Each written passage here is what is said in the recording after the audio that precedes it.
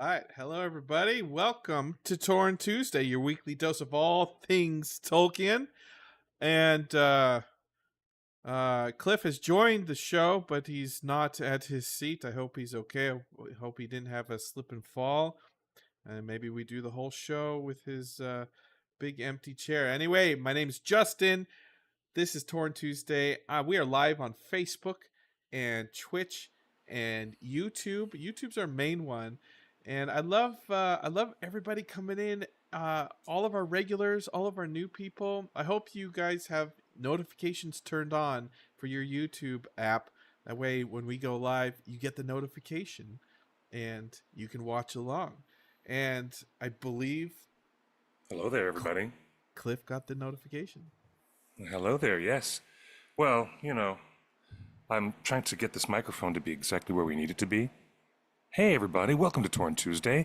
That there is Justin, and this here's Clifford. And we are all together once again. I hear. Echo I hear. Cliff, is there a switch? A button that you can press? No, oh, hold on. There you go. Now I'm using my microphone. How about that? Is that better? Yes. There you go. There's still Hello, an everybody. echo. I feel like there's a setting on your mic, and this is why we like to show up 15 minutes before the show starts to make sure that all the technical stuff. Jeannie's here, Susan's here, huh? Nigel's here. I see all of you on Facebook. I see all of you on YouTube. It's so wonderful. We've got so much news to go through. We've got some gossip on the hunt for Gollum. We've got some news on the Rings of Power Season 3. And we've got a bunch of some game stuff. And while Cliff is figuring out his microphone situation, we're just going to start with the news, which is according to... Well, what happened there? We don't need to see two of me. Hold on. There you go. According to Ralph Bakshi, his Lord of the Rings feature film, animated film, is being re-released on Blu-ray this week. And that is an original animation cell that he's posted with some art or some production notes at the bottom. But according to Ralph Bakshi, Rings is being re-released on Blu-ray this week. Cliff, I'm curious where does Ralph Bakshi's Lord of the Rings rank in your 9 movie hierarchy? Where do you put? Oh, did he leave? I think he left. Oh, all right. Cliff's figuring out his technical issues. TD Matthews says, "Do I need the Bakshi Blu-ray?" Well, that's the question for everything, right? Do you need it? Is it guaranteed that the movie will always be available on streaming? I mean, that's why you buy DVDs, right? Not just as a completionist for your collection, but there's a chance that it will not be available on streaming at all times. There you go. Is that any better, Mr. Justin? Yes. Oh my God. Good. Sounds You see, so it's good. very simple. They say turn it off and turn it back on again, and that's what worked for me this time. My apologies to everyone in our beautiful community. Thank you for joining us for another Torn Tuesday. And once again, this is your ghost host with the most. Welcome, foolish mortals. This is Torn Tuesday. Step into your doom buggy and keep your hands, arms, legs, and feet inside at all times while Cliff, the ride vehicle is moving. The question to you is, where do you rank Ralph Bakshi's Lord of the Rings in the list of 9 movies so far? In the list of 9 movies? 10 movies, sorry. Wow. Yeah, well, when you put it all together with the War of the Rohirrim, that makes 10. I would have to always rank it very high, up on the top near of that list. And that's because, quite honestly, it was such a formative experience for a very young Clifford Broadway, very formative, and it was exciting, so exciting to see something of the Lord of the Rings on the big screen, which had never, ever been seen like that before. It was crossing a new frontier. It was kind of like when Robert Wise talked to Paramount Pictures and he said, Star Trek? Yes, I'd be glad to do that. And then it became Star Trek the Motion How Picture. did we already get sidetracked into Star Trek? I just want to know where you rank this animated movie. Where does You have Ralph the answer. Bakshi? You have the answer. And I'm actually giving you a comparative, note. This is a comparison that I Is think it that all right? you So it's your number might one understand. movie over Two Mm, Towers, over Return of the King. It's your No, number it's not one. number one. I just said it ranks very highly because it was such a visceral and profound experience because it was the first time, like the Star Trek example, that you were seeing something of The Lord of the Rings on the big screen. The So first time answer the ever. It was question. wildly What? impactful. Where do you put it? Hmm. Number one, number two, number three? To be honest, um I'll put it number 4 after the top 3 of Peter Jackson's trilogy, which was released theatrically from 2001 to 2003, but I would put it as number 4. And then we'll have to run around to the list with the Hobbit films and the other animated features, including the Rankin Bass editions later on down that list. But it's number 4 for me. Number Okay. 4. Yeah, Okay. it's number 4. And I think that enough can be said for the way audience respond to something. It's like when Richard Donner had the very first Superman movie. No one had ever seen Superman on the big screen like that. It was just a huge thing when it happened. Quite impactful, I have to say. Does Tyler has a question for you, Cliff? If he Yes, hasn't, yes. or if they have not seen Ralph Bakshi's Lord of the Rings, do they still count as a Tolkien fan? Of course, yes. Yes, you still count as a Tolkien fan. I mean, give a little bit of credit to where Peter Jackson first encountered The Lord of the Rings. He watched Ralph's film.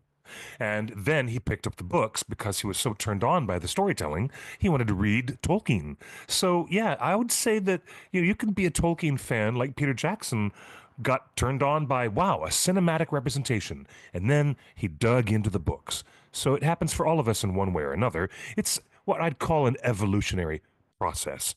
If you go back another many, many years, actually, it's really not that far back, within the same year, 1977 to 78, was The Hobbit on television and Ralph Bakshi having his film released in theaters.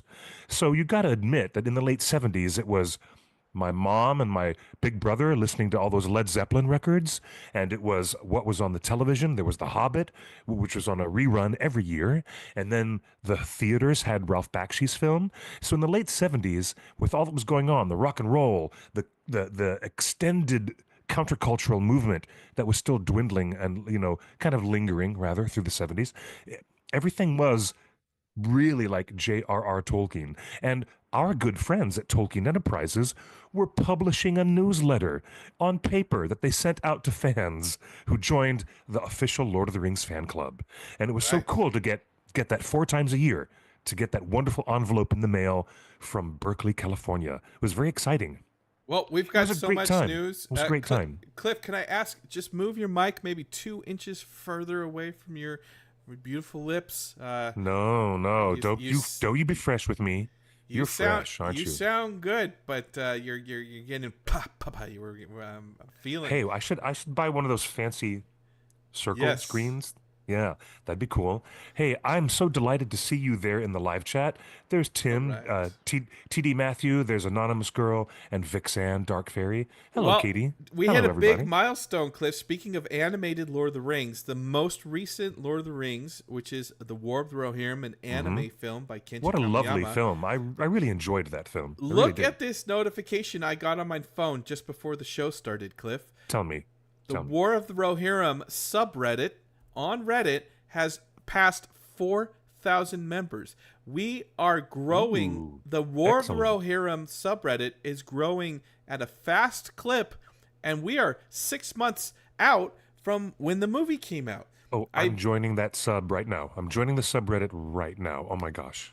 and I believe what happened was I don't know what it was in and out of theaters pretty quick, and we've had It a lot was. of conversations about marketing and exposure, and how to get people to go to the theater, during Christmas Mm-hmm. time. But it's so interesting now that it's on HBO Max and people can watch it at home with their HBO Max subscription. I mean, we're getting thousands of new community members that are actively looking for the War of the Rohirrim subreddit, not Lord of the Rings, not Nice. LOTR on Prime, not they're finding the War of the Rohirrim subreddit. So it just goes to show that this community, no matter if something underperforms at the box office, this Lord of the Rings fan community will keep growing as people discover it and fall in love with Tolkien in whole new ways. I was just really excited to get this notification This is really this cool. afternoon. Look, this is a really great. I am member 4002. I just joined. I just joined the subreddit right here. I am member 4002. Well, there You you know, go. Reddit is one of my guilty pleasures since I've been avoiding Twitter since Elon Musk has become such a, an awful, awful person. I'm like spending more time reading and responding to people on Reddit. And boy, they have some interesting subs, really wacky and wonderful sub Great, communities on yeah, Reddit. great Great, conversations. All right, moving great on. conversations. Yeah, absolutely. Brand new in stores is the Lord of the Rings Fate of the Fellowship, designed by Matt Leacock. And this popular Instagram account for board games posted this recently. It's official. I likes it a lot. I had the Oh, pleasure of check being. that out. Hold on. Why am I not making this announcement? I am the board game guy on the show. Justin, you have moved into my personal space, All and right, it's time. you It talk is to. time. I don't play No, board games. You tell me that's what's going because on you with never come this. over to have game night with me. Okay. Oh my gosh, this is so cool. Who's the publisher of this game? Um, Z-Man Games? this Wow. is wow. This is a long comment, and I can't This see is it because I'm Z-Man not Games. logged in.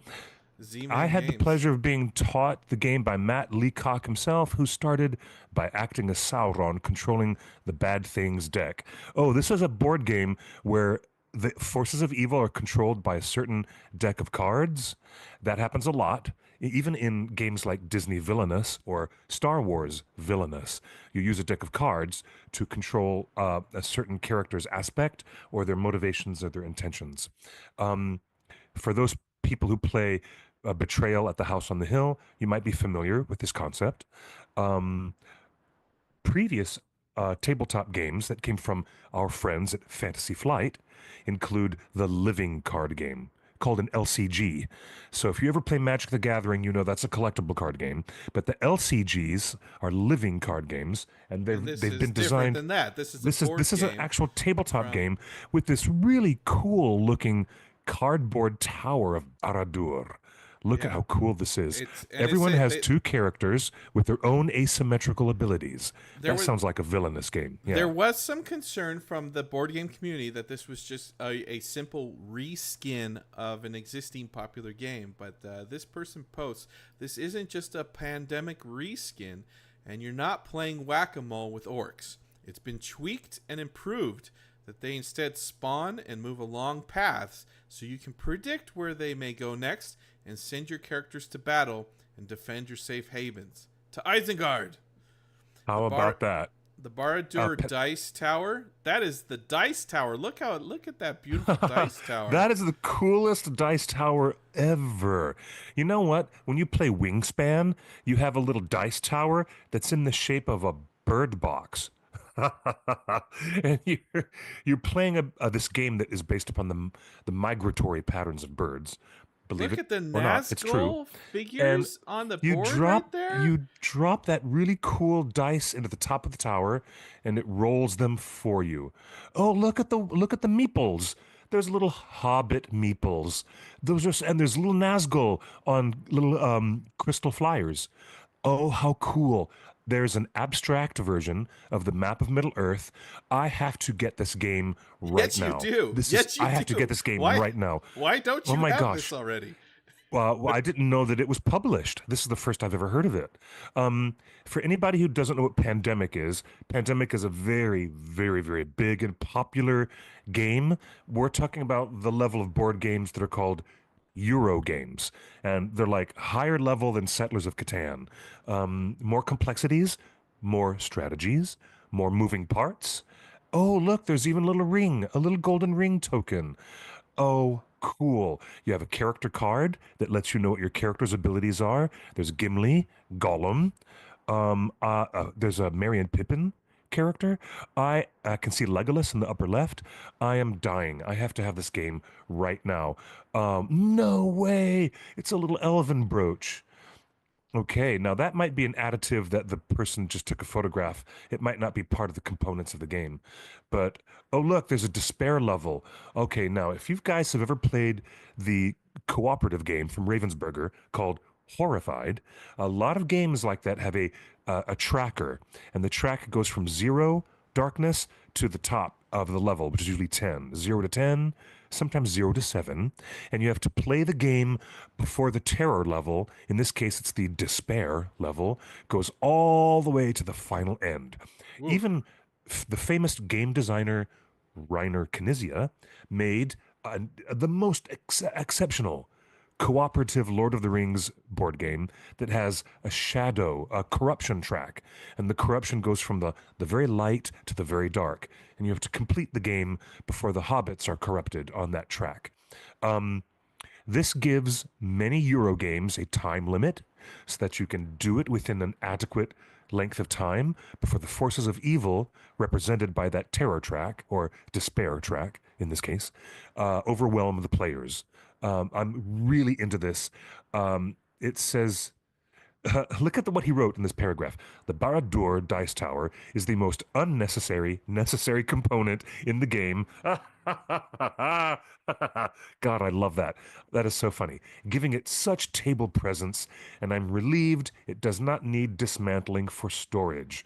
One play, and I wanted this board game in my collection, and I went out and bought a copy for us to play at home, where we have loved our plays ever since. Oh my goodness, this is called Fate of the Fellowship. This is it. Oh my gosh, this is the board game I've been waiting for. I am stoked. I have to have this in my collection right now. Right now. All right. So Well, cool. it comes Totally cool. highly recommended, and I don't know if the board game people follow this little podcast that we do every week, but Cliff Broadway is waiting for his demo copy right there. I would love a review copy. Okay, this is so exciting. I am so down for this. Let us All right, moving on. let We've us got find it. news. No, from I need to go. Viggo I'm going to leave the Mortensen. show. I'm going to leave the show and go order the game online first. Then I'll Yeah. come back. No, All I'm right. kidding. I'm kidding. I'm kidding. Well, Viggo Mortensen had a movie out earlier this year or last year called "The Dead Don't Hurt." He did a wonderful interview with Matt, Nerd of the Rings.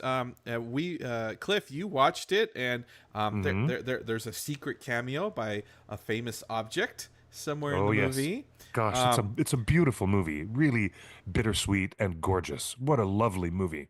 I Well, enjoyed it very much. Viggo Mortensen not only stars, he directs, he composes the score, He and did. he wrote He did. the thing, and he showed up. He showed up to the Western Writers Association to accept the award for Best Western Screenplay of the year. Well done. Congratulations, Vigo. That's really great. So Viggo That's Mortensen really cool. wins Best Drama Script. Wow. So congrats, Cliff. I'm really excited about Viggo winning a screenwriting award because I think the powers that be over at Warner Brothers need to engage Viggo Yes, I agree. behind We've been the saying scenes. that a lot. Behind We the have been scenes saying on that Lord a of the lot. Rings. I no doubt you have my support 100% on that, brother. He's a very talented filmmaker, and he has a great sensibility in his direction and writing, and that is his craftsmanship embraces the smallest little moments of life, the smallest nuances, and he paints them across the story with a magnificent brush. The small, little insignificant things are not insignificant. The way that Vigo handles his storytelling is about nuance, and it's wonderful that he has the attentive care as a storyteller to be able to pull that off. Not everybody can. Vigo, I love movies like Unforgiven, which is an Oscar winning Clint Eastwood classic. And I love the classic spaghetti westerns, that the Italian directors did in the That won 70s. no awards, Oh yeah, zero but hey, awards for those. but they had such cultural impact. Sergio Leone and his westerns. But nowadays, people are like, oh yeah, Tombstone and TV shows like that. But it's not always about big shoot 'em ups and wild chases down the American West. Sometimes it's about the nuance of what happens on the homestead and how these people struggle in tough times to make things happen in the right way. Good people in bad circumstances. That's your recipe for a great American Western. And Vigo knows exactly what he's doing with that. I love it. It's great stuff. Really Right. good. Uh, Really good. Cliff, big news out of New Zealand, and I want to get your opinion on this. Yeah. Um, so Hunt for Gollum, New Zealand Herald published this week info about the Lord of the Rings: The Hunt for Gollum.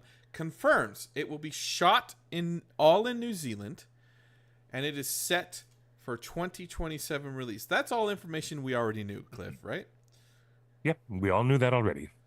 Yep. Where Andy Serkis will be directing it. He says we will be shooting in the early to mid part next year, and then it'll be as long as it takes to shoot. Isn't that interesting, though? He doesn't say we're on a tight schedule. He doesn't say what we hear all the time. We have to get this ready, and it will be ready at X point in time. This is an approach where Andy is saying, "I'm going to take all the time I need." I think Yeah, that's it an says. interesting approach. Well, remember, Cliff, I flagged this comment Yeah. a couple weeks ago when he said that he said it'll be sizable production. Well, Cliff, we have further information here.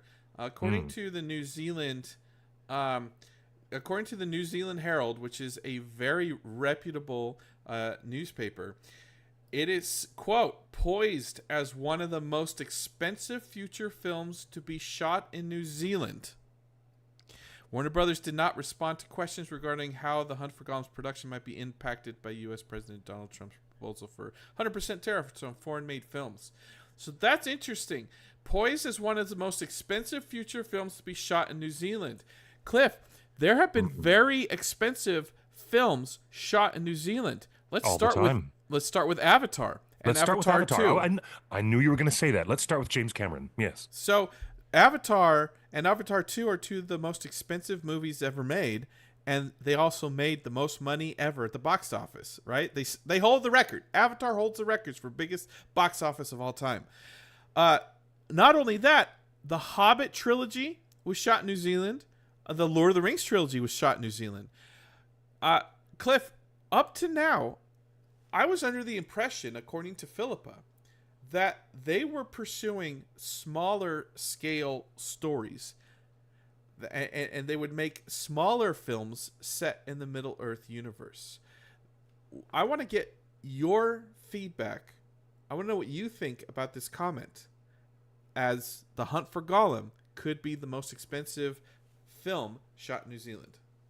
Well, if we put into the equation that it's not going to be two films, it's only going to be one film, then we can take that speculation out right away, because that would be the number one factor as a contributor to an increased production cost. So let's take that out of the conversation. If it won't be two films or more, heavens, if it won't be that, So if this is just then one movie and it's the most expensive future film to be shot in one New of Zealand, the well, I would think that that's a poor choice of words by Mr. Rose, who is the journalist who wrote this for the New Zealand Herald. That might be a poor choice of words, or maybe it's because it's going to be one of the most expensive future films because costs keep going up. And the last time that the Hobbit trilogy was made, maybe costs have gone up. Maybe it's just basic math. I mean, we all know the costs have gone up for everything, Yes. but Yes. but man, Maybe. Here's the thing that gives me concern, Cliff, is Rings of Power was heavily promoted as being the most expensive TV show ever made, and the first Mm-hmm. season was shot in New Zealand, and we were all very excited. We were all Mm-hmm. very excited about, you know, the studios putting infinite amounts of money into Lord of the Rings. Tolkien deserves every dollar, and absolutely every Tolkien-based movie should get the biggest budgets. But Mm-hmm. up to now, over the last couple of years, I feel like we've been told, and we've been told to prepare for smaller scale movies that aren't as big as Lord of the Rings and aren't as big as The Hobbit. So this is where I get concerned that the most I understand. expensive feature film in New Zealand sets The Hunt for Gollum on a level that we weren't at. I was ready Yeah. for a bunch of small films. When Ian McKellen said they were going to possibly do 2 films minimum, I was like, cool, they're going to do a couple smaller films, right? Mm-hmm. Yeah. Not small films, but like Well, 30 million, $50 million films, not $200 million tentpole movies. right. Right. Well, also, I'll take a quick mention of what's in the YouTube chat with TD Matthew. The increased price of everything from turn of the century would be enough to make it more expensive. Multiply that by any island economy, and it's probably just that. I appreciate that point of view, but Okay. also bear in mind that the hunt for Gollum has a smaller narrative scope. There's no Battle of Helm's Deep. There's no Battle of the Pelennor Fields outside the walls of Minas Tirith. This There's is what's concerning. If it's got That's that big of a so budget, it won't have. there We don't might need be a thousands of extras. We don't need to sink Numenor, right? The hunt for Gollum does not have like the destruction of so and so, which is going to increase the scale of your costs. So I really wonder why it would be more expensive than, so let's say, the Last Samurai with Tom Cruise, which was also shot entirely in New Zealand. so. Well, so are you I wonder. concerned, or am I the only one concerned about hearing that this movie has a giant budget? I'm not concerned. I just think it's a slip of the pen for the journalist who wrote this. Okay. Because it reads more interesting. And it's like kind of clickbaity, perhaps. Okay. It's kind of but All this is right. a lovely photo. I love that Isn't picture of Peter Jackson being greeted. Uh, it's just so cool. He's being greeted by the traditional Maori, Maori. and there is that is that not Brian Cox on the far right of the photo? That My goodness is. gracious. Goodness gracious. So anyway, Now, that's what? No, that no, that wait. that. Below, wait. There's a much more concerning sentence if you go below that photograph. The New Zealand Film Commission said it has not yet received an application for the production rebate. Now, that is part of the economy of scale. It's also a part of the economy of filmmaking in New Zealand. Filmmakers go to places like Atlanta, Georgia, or Vancouver, Canada, to get those rebates. Those rebates are essential for producers. And that is a more interesting sentence than anything, Justin, right there. Okay. All right. Okay. Well, we're just pointing out the news as we get it. Speaking of Andy Serkis, Things aren't always what he they released Oh, a I can't trailer wait. I to cannot his. wait for this. This is Andy Serkis's Animal Farm, a first look because he went to Annecy Film Festival, Animation Festival this last week, and released this first clip from Animal Farm. Of course, we don't necessarily want to play the full audio because copyrights on YouTube. But Andy Serkis is directed this animated film. This will be out this year, and then the next project that Andy's working on is the Batman 2, which is supposed to film right Wow. after Dune. I am 'Cause- so excited to see Animal Farm. I'm a big fan of George Orwell. I've been reading his books for as long as I've been reading J.R.R. Tolkien and Frank Herbert. And speaking of formative, George Orwell was also a very formative author on my very young mind. And I'm so into this. I'm so into this. Animal Okay. Farm. All What right. an what a poignant and very specific warning, a political and cultural Well, I warning don't want sign. politics in my cartoons. I'm sorry. I don't need Then you've politics missed the in. point entirely, sir. Then you missed the point entirely.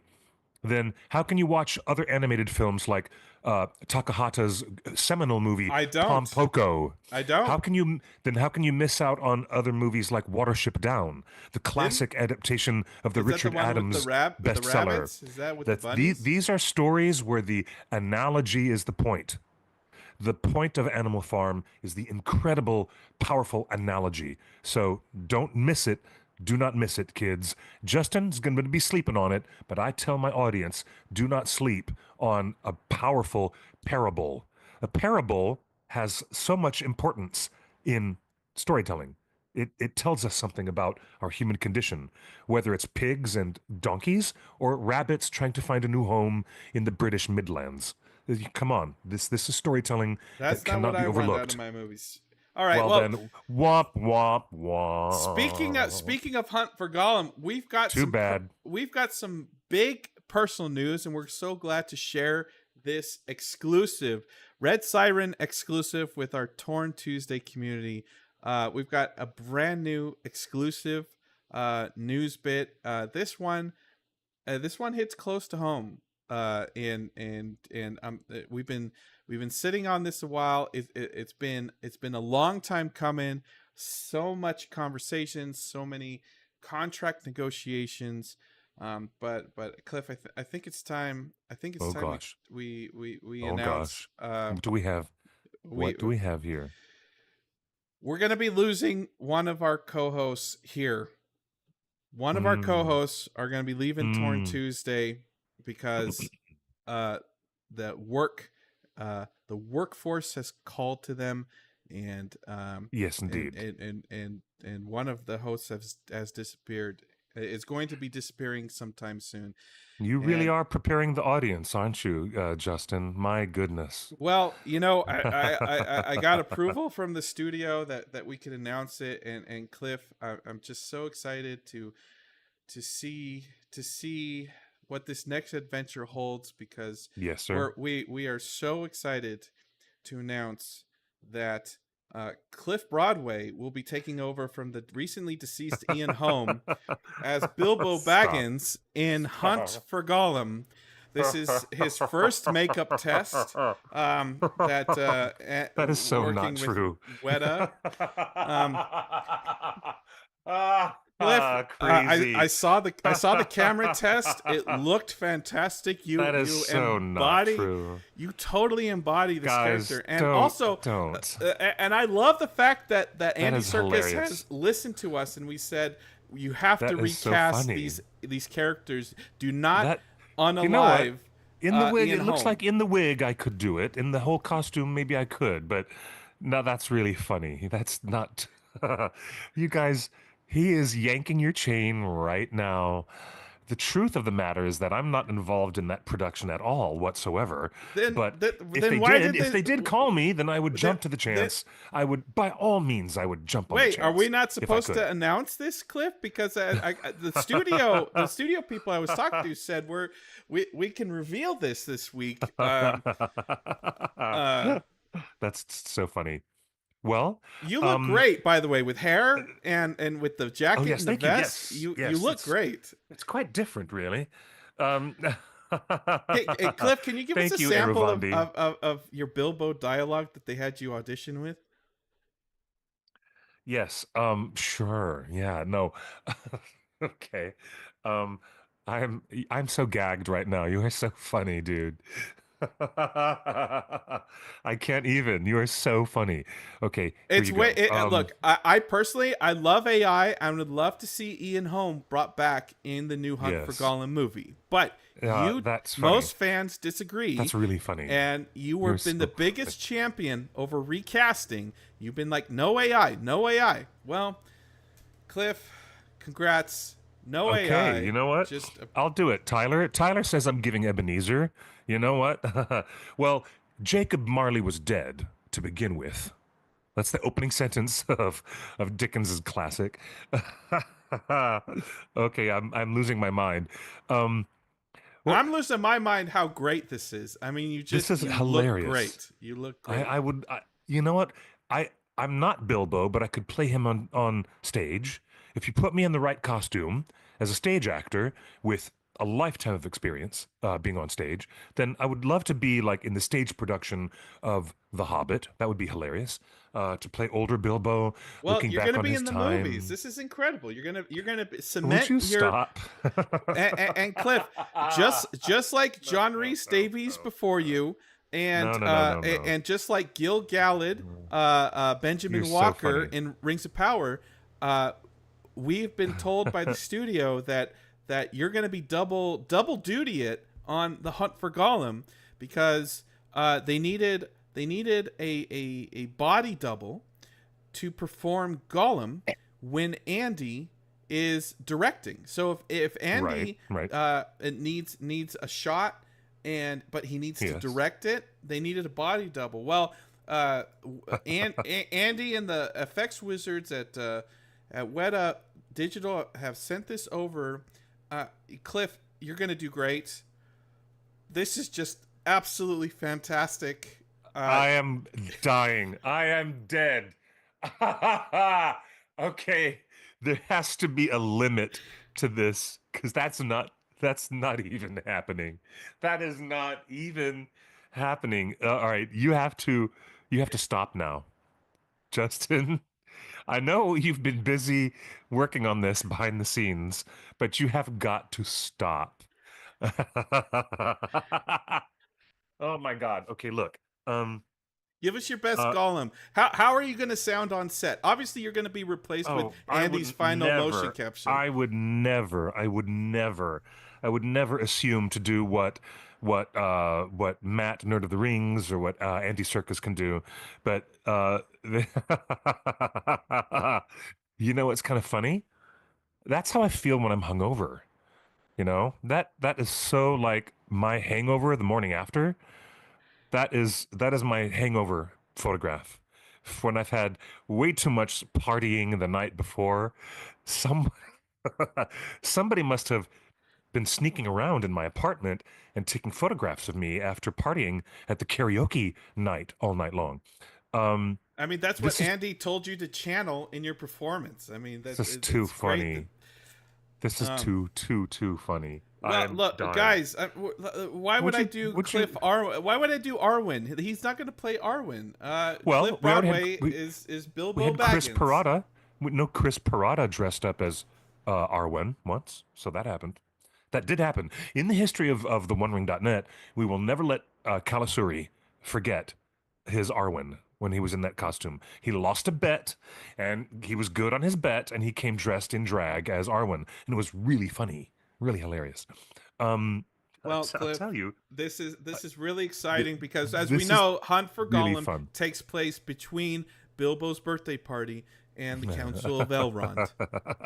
So, Yes. I expect that we'll see some of Bilbo's adventures as he gets to Rivendell.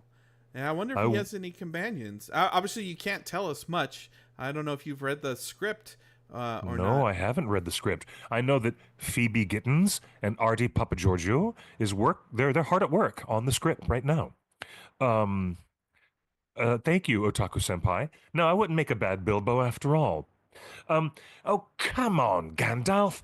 It was just a bit of fun. I'm But sold. this little bit I'm of fun, sold. this little bit of fun is months late, as somebody in the chat pointed out that April 1st was months ago.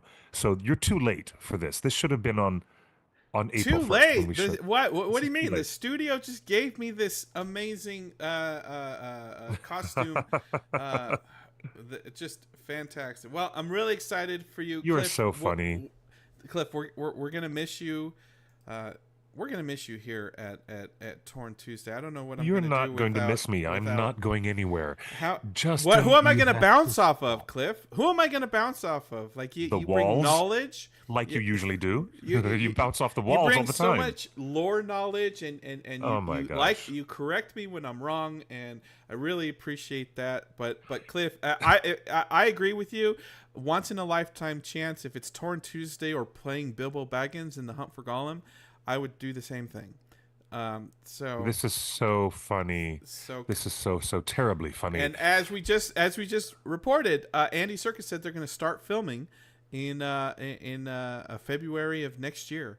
They are. So we only have a few short months left with you, Cliff, and we're I would love to go down there and be an extra, like I was an extra in The Lord of the Rings. This The is Return bigger of the than King. an extra. This is way bigger than an extra. It is, but nobody has called me about this, and no one has emailed me about this. So You I gotta would stop love being that. coy. I don't know why you're being coy about this. The NDA, your secrecy NDA must be huge right now. There is no NDA. You're crazy pants.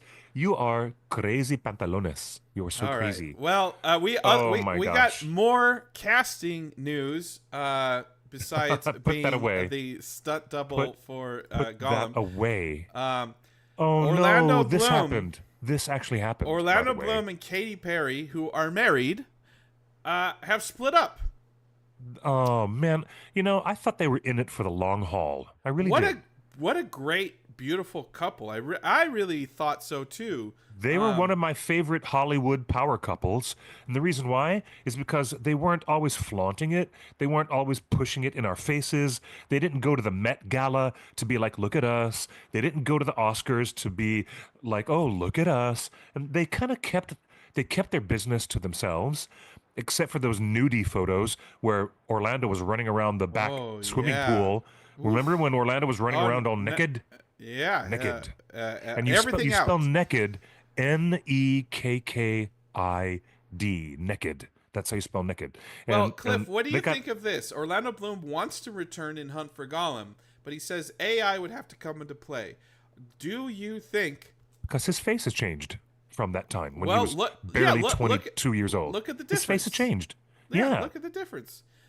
So, Cliff, would you be okay with AI cleaning up the years from? Yeah, they do it all. Orlando's they do it all frames. the time. They do it all the time. So you'd be okay with Orlando and AI? If I'm okay with Scorsese doing it in The Irishman, then I'd be okay with Serkis doing it in Hunt for Gollum. Yes. But you're not okay with AI doing it for Ian Holm? No, look, the thing is, I'm not okay. You're not going to mess up my words and shove them back in my mouth. Let me restate the case.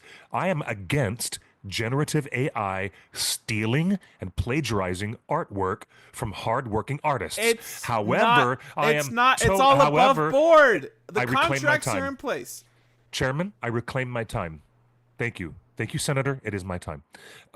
I am against AI plagiarism, but I'm totally down with AI visual effects tools.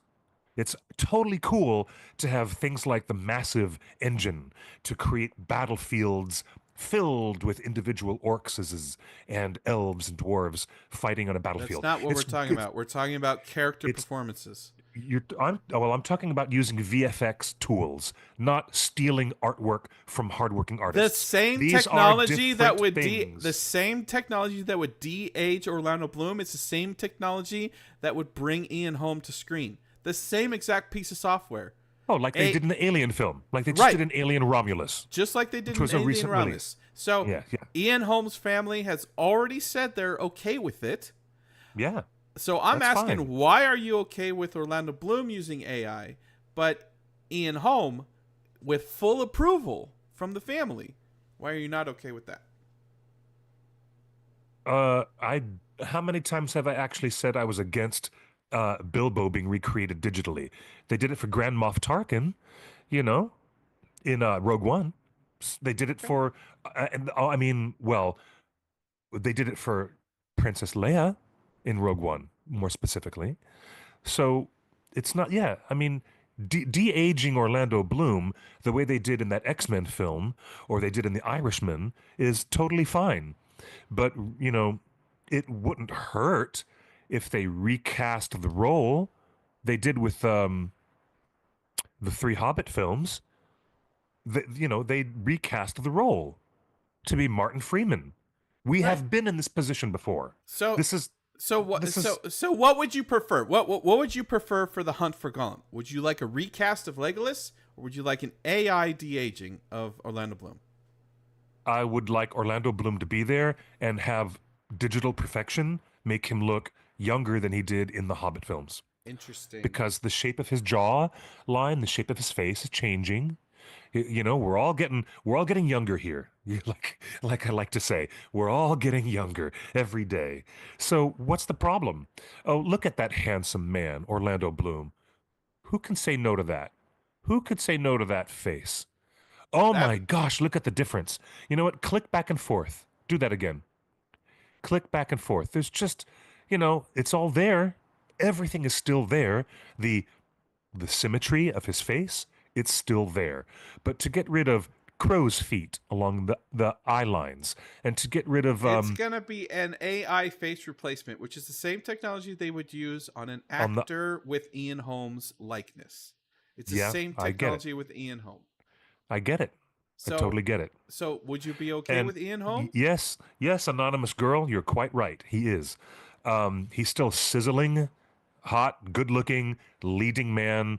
I just went to watch the extended director's cut of Kingdom of Heaven, which I had never seen, Oh, and it's a better movie.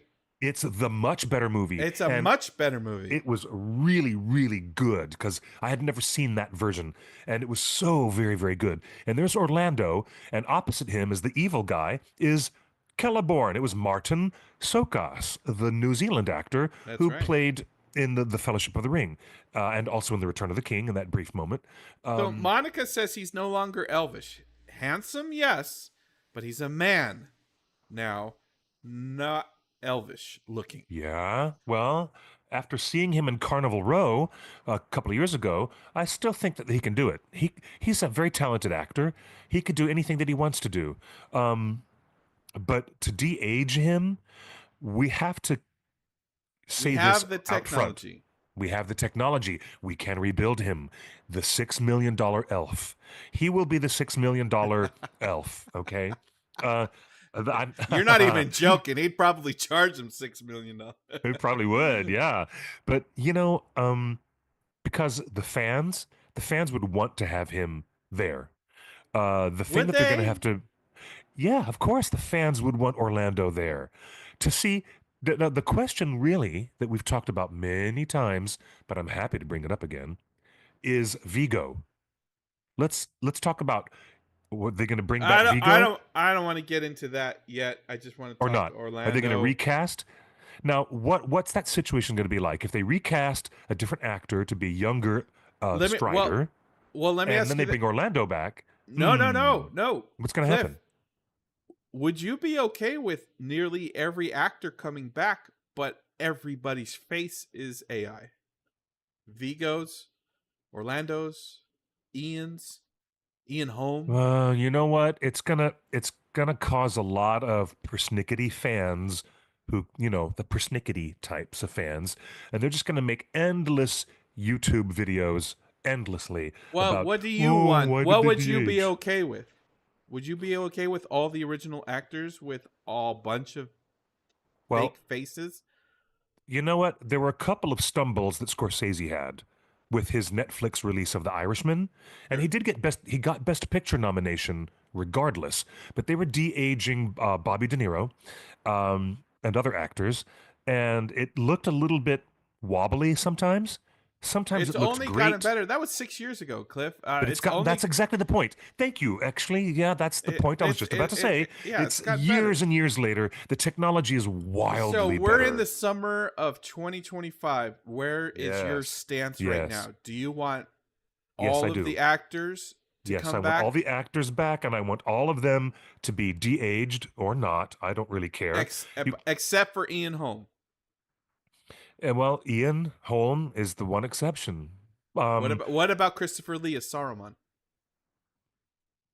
Get the guy from Star Wars, The Clone Wars, to do his voice. Well, if you're gonna go that way, why don't you do that with all the other actors? Oh, okay. You're just trying to entrap me in circular arguments. It's called the One Ring for a reason.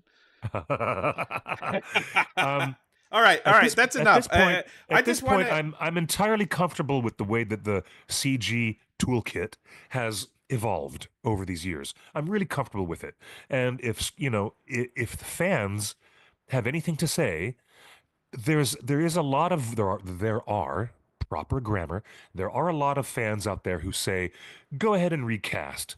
But in terms of marketing the film, you know that Warner Brothers wants to have Vigo and Orlando, and they want those names on the placard On the and on the placard. Yeah, poster. I get it. On I the get poster. it. You know what? So that's a different part of that. Yeah. Orion's Angel. I don't know if you're good or up or down, positive or negative on that, but I truly believe, and I am Oh, completely okay with Saruman in The Hunt for Gollum being totally AI, using Christopher Lee's voice and likeness from his epic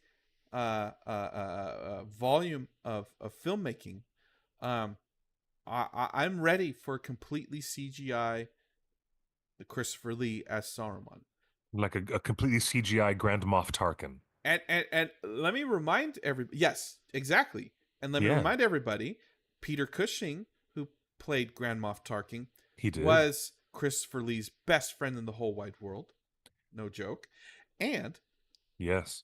and Peter Jackson is not afraid of AI because he used AI to make a new Beatles record, and he used AI in his Emmy-winning Beatles doc to clean up all that dialogue. And we do know that Peter Jackson loves to use the Lord of the Rings movies to push new technology. Massive was AI. The Hunt for Gollum, he shot in high frame rate 3D. So Peter Jackson's not Yes. afraid to take big swings with technology. And I think Saruman, because he's got a big beard and a big wig and everything, Saruman Yeah. would be a great use of the latest technology in voice AI and acting AI. And I'm okay with that, but I don't know if fans are on board with that fully. Yeah, I don't know about that either. I'm going to draw our attention to the chat where Katy makes an excellent observation saying, to be fair, the elves wanted to keep everything the same. And we It's saw how on that turned theme. out. It's on It's on. theme. It is Using on theme. AI Yes. for Orlando is on theme. It's kind of like using the Wow, the it's three like elven rings meta. to slow down Yeah. the passage of time. And in other words, what Professor Tolkien described as death and the pursuit of deathlessness.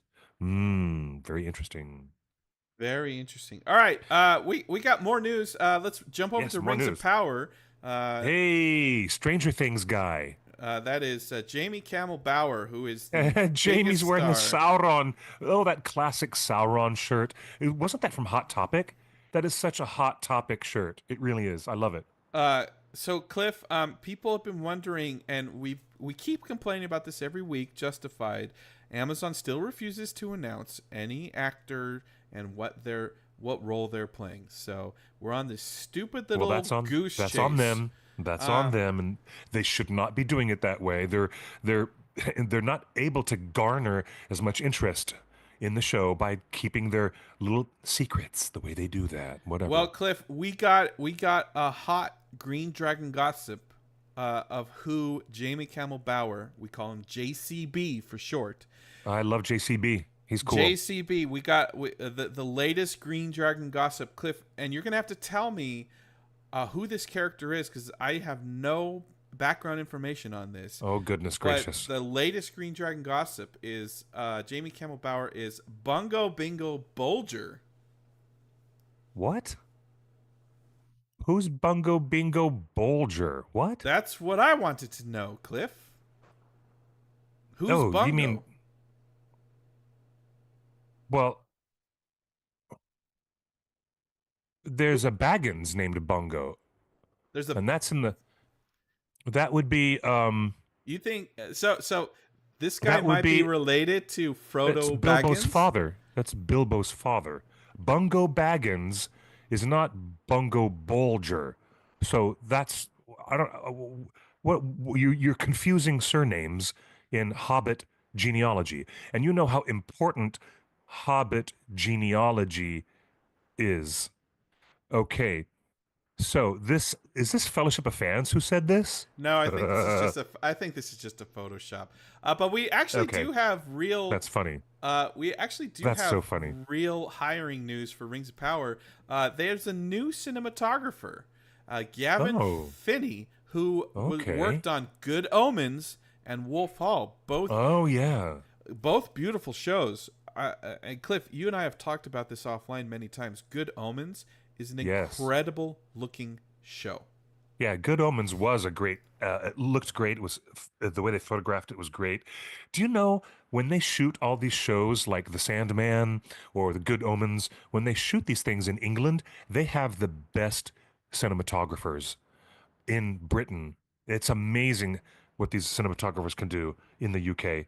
They're really remarkably talented folks. Um, and in that photo, I have to say that Gavin looks a lot like Doctor Who. He looks a lot he looks a lot like Doctor Who. What's his name? What was his name? No. Capaldi. He looks like Peter Capaldi. Yeah. He looks a lot like Peter Capaldi. I'm just going crazy here. Um, and he played the 12th Doctor. That he looks like the 12th Doctor. Yes, he does. How funny is that? um, So they won't tell us the names that the actors are playing, the names of the characters, but they will tell us who their cinematographer is. Okay. so Yeah, you're right. Yeah, last win. You got it. Capaldi. Exactly. Yes. Yeah. A new cinematographer, Rings of Power season 3, Gavin Finney, and he's a very much celebrated cinematographer. Let's take a look at some of the Good Omens. Ugh, why do they do this? What? Oh, the way they format the website?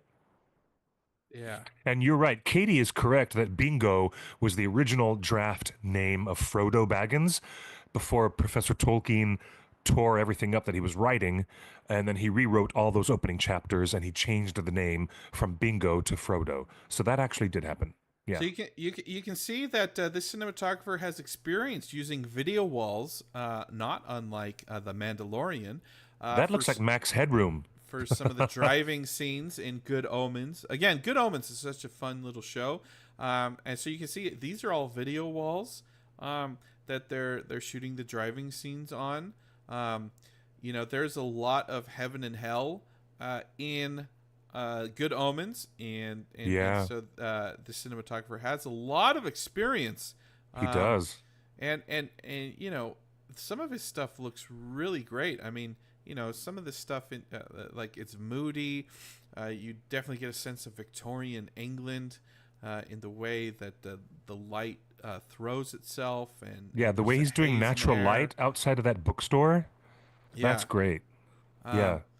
so I'm really enthusiastic about his experience working on stage sets Mm-hmm.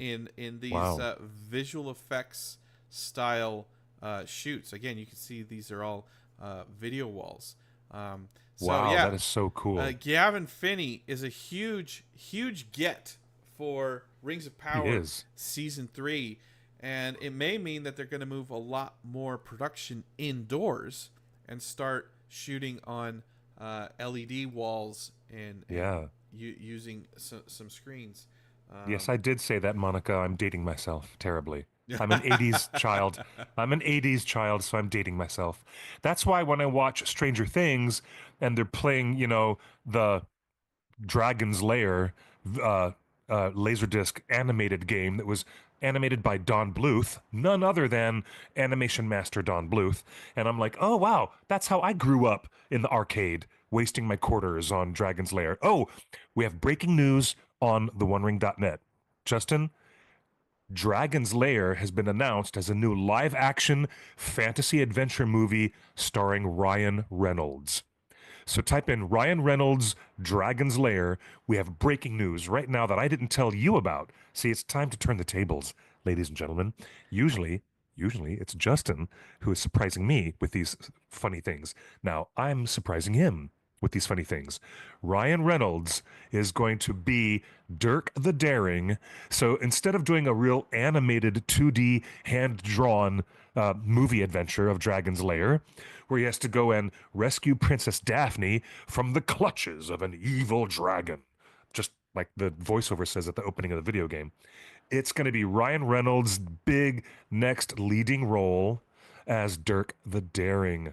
All right. Very excited about Dragon's Lair because if you're a fan of fantasy from the 80s, like I am, it's all about the never-ending story and Krull and, of course, the Dark Crystal and all these in a labyrinth, all these 80s. And Ridley Scott gave us Legend, which was so fantastic. But at the time, it was also very much about what Don Bluth had done with Dragon's Lair. And so I'm excited about Ryan Reynolds' new project. It'll be very cool.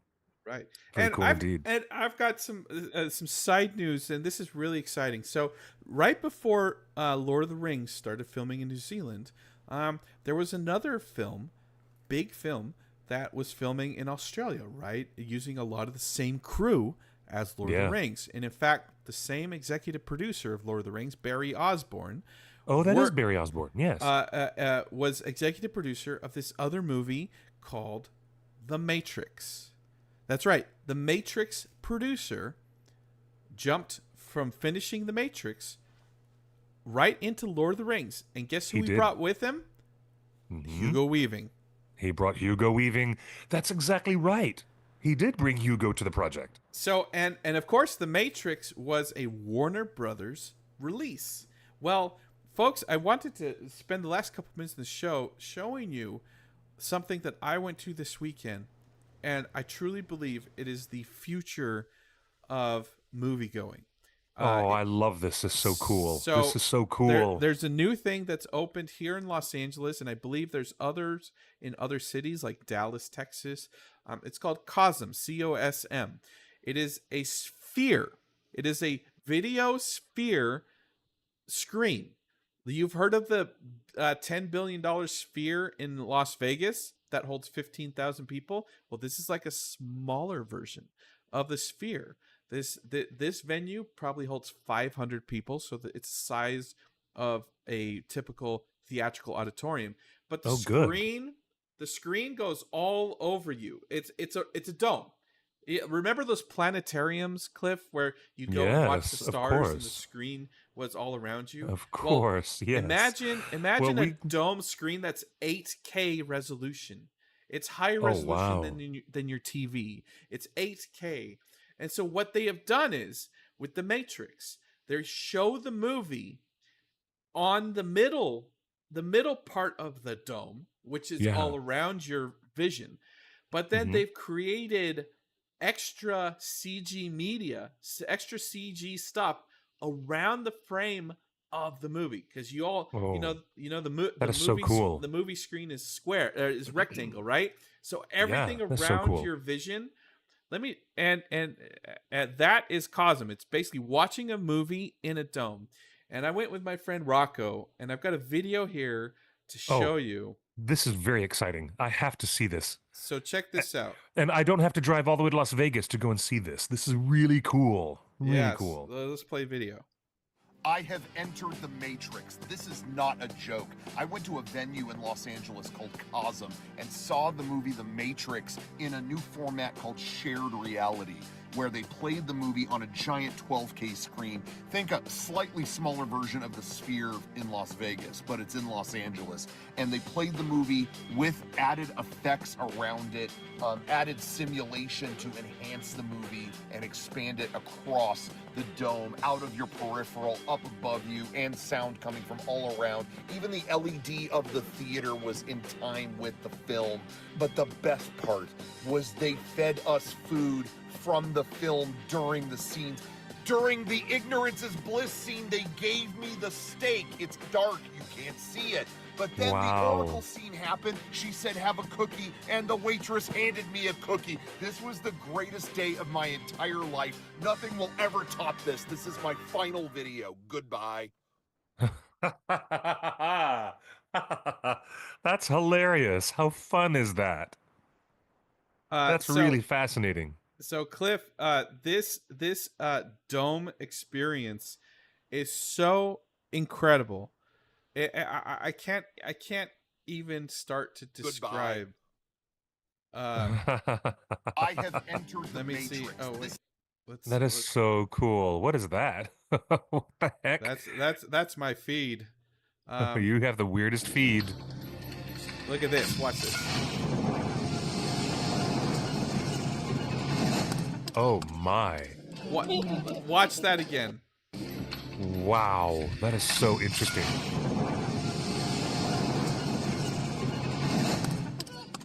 You're in the movie. Wow. How cool.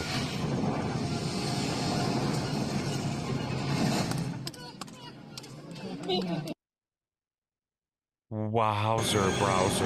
Look at this.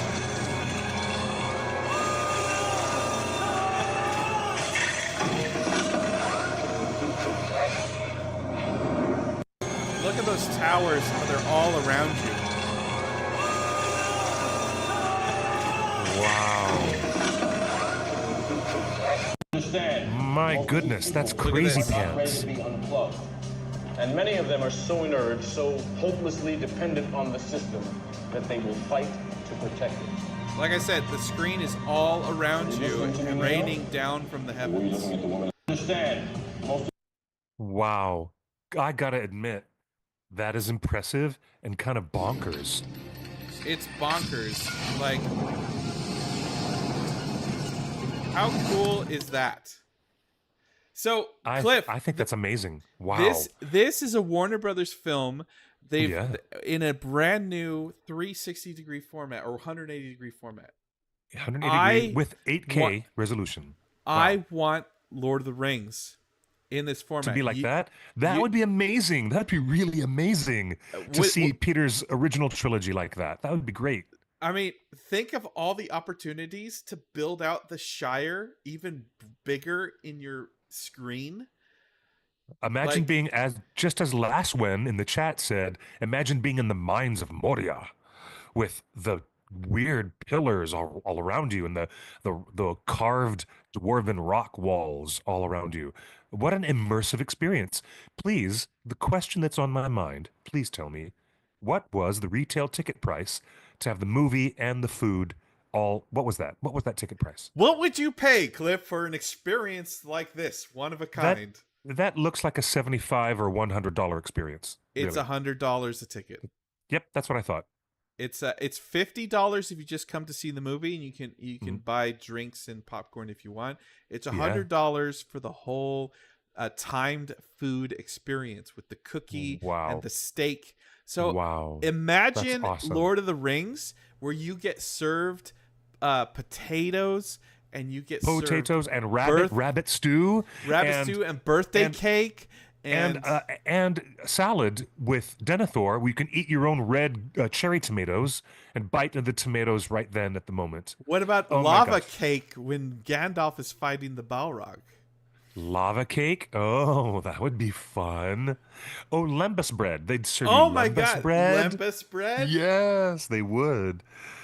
That's amazing. Can you imagine, like, in your entire periphery of your vision when you get to Lothlorien and you are surrounded by the magic trees of Lothlorien and you see elves kind of walking upstairs over there and a couple elves having a conversation while the movie is still playing right here. You know what? Orion's angel says the actors better come out of the screen and hug me for $100.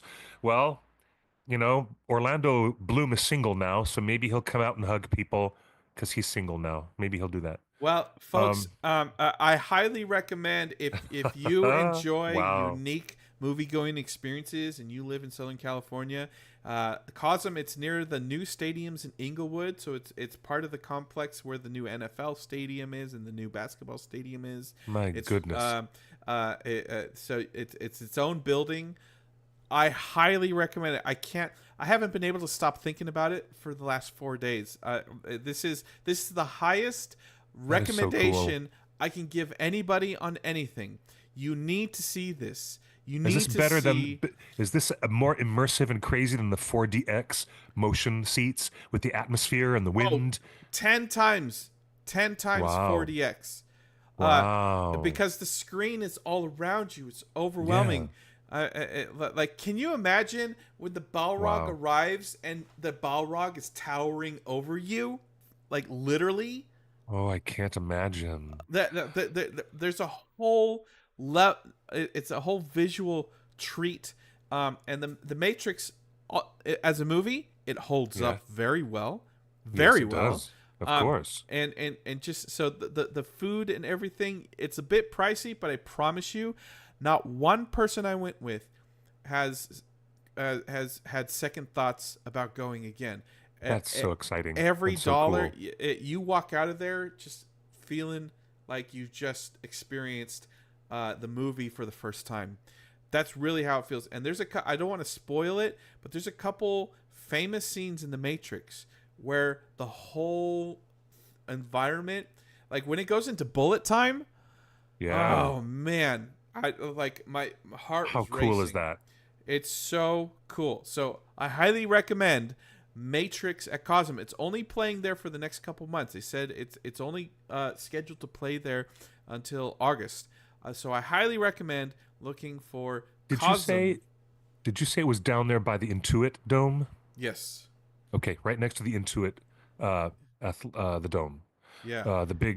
That's the very If very big if stadium if there. you've seen if you've seen Screen X, Screen X is like playing hopscotch with chalk versus like running 100 millimeter relay. Like it is a Wow. whole nother level of expansive screen, and it's another level of 40x, because 40x, like, they shake and they vibrate and they throw water on you, but they didn't serve you food. And you know, hobbits, Right. we like eating. So They sure anyway, do. I just wanted to show you guys how amazing this Matrix experience was. It is impressive. And since Warner Brothers is already deep into it with COSM, then that means there's just as much a likelihood that The Lord of the Rings could be one of their and catalog and films that next they bring to this format. Yeah. and next year is the 25th anniversary of Fellowship of the Ring. Oh, that's right. It is. So It is. Warner Brothers, if you're listening, the anniversary of Fellowship should be at COSM in those domes. It was incredible. Right. That's really super cool. Wow. I'm All really right, glad that's all you I got got. to experience that. I'm so glad you got to really dive in. I wish you'd called me. I would have accompanied you. I would have loved that. Yeah, it was amazing.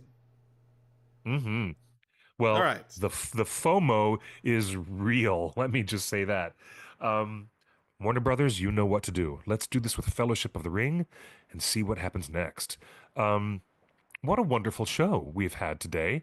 And did we miss any? We didn't miss anything, did we?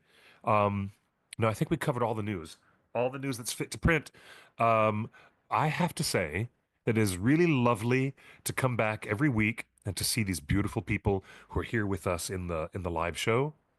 Thank you for joining us, everybody, on Twitch, Twitter, Instagram, Facebook, YouTube. Everybody out there on our Discord server, thank you for coming to our show. It is lovely to have you here. You're going to follow us at theonering.net. You can go to our main website where we have news and information. You can also take out the dot and find the One Ring Net on all social media platforms, on Twitter, Blue Sky, Instagram, and more.